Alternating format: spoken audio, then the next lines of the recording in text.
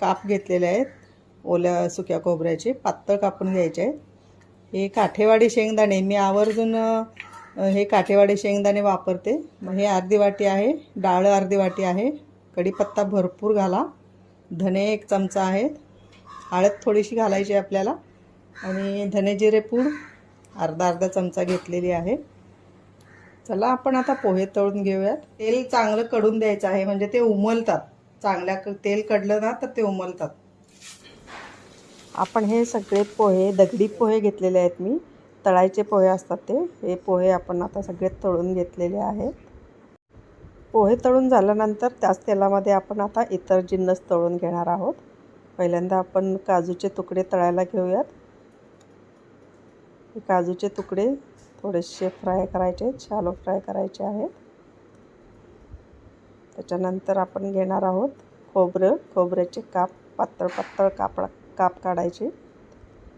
त्याच्यानंतर डाळ, दलिया म्हणतात, तर डाळ घ्यायचं आहे, ते देखील लगेच शॅलो फ्राय करायचं आहे. शेंगदाणे घातलेले आहेत मी. शेंगदाणे थोडे चांगले डीप फ्राय करायचे, म्हणजे खुसखुशीत होतात. आता एका पातेल्यामध्ये फोडणीसाठी तेल घ्यायचं आहे, थोडंसंच तेल घ्यायचं आहे. ऑलरेडी आपण चिवड्याचं पोहे तळलेले आहेत. जिरे मोहरी टाकायची आहे, कढीपत्ता भरपूर घालायचा आहे, लसूण चेचून चांगला घालायचा आहे, तो देखील चांगला फ्राय करायचा आहे. तो क्रिस्पी फ्राय करायचा, म्हणजे चिवडा आपला क्रिस्पी होतो, नाहीतर तो मऊ पडतो. जर चांगलं फ्राय नाही झाले कढीपत्ता आणि लसूण तर चिवडा मऊ होतो, म्हणून चांगलं फ्राय करायचा आहे.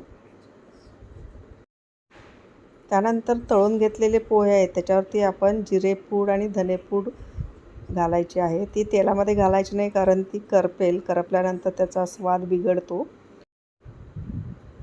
लसूण चांगला फ्राय झाल्यानंतर आपण शेवटी मिरची पूड घालायची आहे. मिरची पूड घालून चांगलं हलवायचं आहे.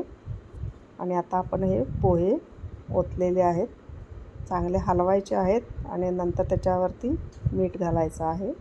चांगलं मिक्स होईपर्यंत भाजायचं आहे, चटणी मीठ. आणि आपला हा आता तळलेल्या पोह्यांचा, दगडी पोह्यांचा चिवडा तयार आहे. तुम्हाला रेसिपी आवडली असेल तर लाईक करा, शेअर करा. चॅनलवर नवीन असाल तर सबस्क्राईब करा. धन्यवाद.